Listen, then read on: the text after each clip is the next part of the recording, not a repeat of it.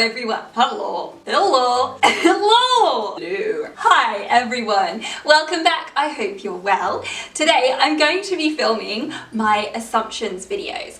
I asked you if you had any assumptions about me, and you left a few over on the community tab and over on Instagram, and yeah, it was okay. It wasn't as bad as I thought it was. You guys always are really lovely. So I'm going to be talking about those assumptions that you have made about me, and also some popular assumptions that people make about wheelchair users and ones that I have had made about me. Now I'm sure as a wheelchair user yourself, or if you have a disability, you will be able to relate to some of these.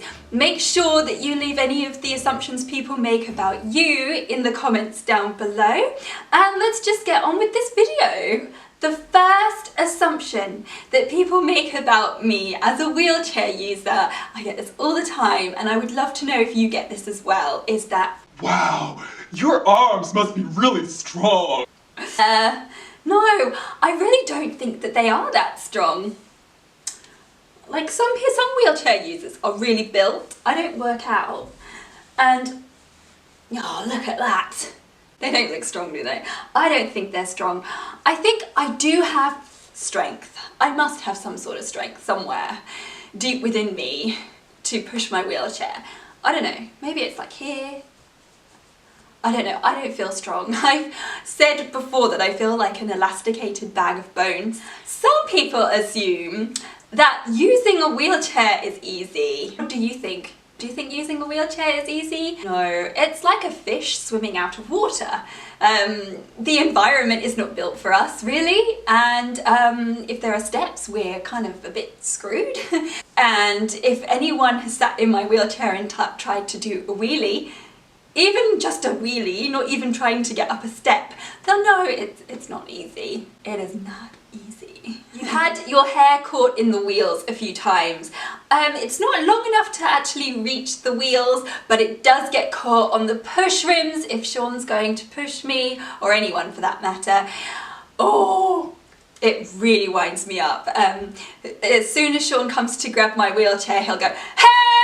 And then I'll just have to put my hair out of the way like this. It's become a little routine now with us. Oh, this is a big assumption. People think that I'm really handy with a spanner and a maintenance kit and my hairdryer. My hairdryer? What the hell? My spanner, maintenance kit, and what was it? Spanner, screwdriver, and maintaining my chair, not hair. Anyway, here's what Sean's got to say about that. I'm repairing and pumping up my wheelchair. Mm-hmm. Yeah? Yeah. What do you say to that? I think that's a big assumption. Well, Jem, I'm sure you could do it, but it just so happens that I like to do these things so much. Aww. Yeah. Yeah, so that might have come as a surprise to you. I'm not that great with all that stuff. Maybe in a life-saving situation, but yeah. Fingers caught in the spokes. Yes, I have had my fingers caught in the spokes a fair few times, and oh god, it's the most painful thing in the world. I'm sure you know exactly what it's like. Oh, I must be a positive person. Well, yeah, do you know what? I do try and be a positive person, because I think if you're negative, it's just not really going to achieve much in life.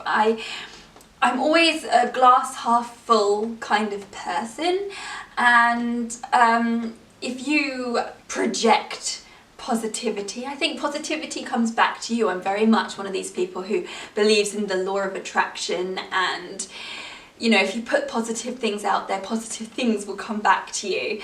But please don't get me wrong, I do have my negative days. I do have times when I cry and I'm not happy and things are really hard and I think it's not fair, why me? So I do struggle with that. Sometimes it's got better over the years, but I do still struggle with that. I have mum guilt. Yes, I do. I do suffer from mum guilt. I do feel guilty that I'm not as able as other mums. I can't, you know, just quickly go somewhere, do something, and I have times when I'm too tired to go somewhere, and I do feel guilty. But if I could give anyone a tip who also suffers from mum guilt, who is disabled, I would say my daughter doesn't know any different. She loves me the way I am. She has unconditional love, and children have unconditional love for their parents, and they love you no matter what. And as long as you give them as much love and security and support as they need, then there will never be an issue. Daisy Bell is amazing, and she's never made me feel guilty. Someone put that I have a very religious hair routine. This may come as a surprise to you, but no, I don't. I'm a wash and go kind of person. Wash, go, blow dry. I don't have time, energy, or the effort anymore to be putting, you know, serums and bits and bobs and doing loads of things to my hair. I'm really lucky it's in good condition anyway, and I don't really need to do much to it. I have it cut twice a year, highlighted once a year, and that's that. One thing that I do have a strict routine on though, the money maker, only joking, my face.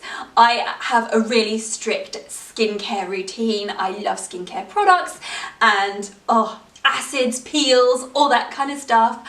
Absolutely love it.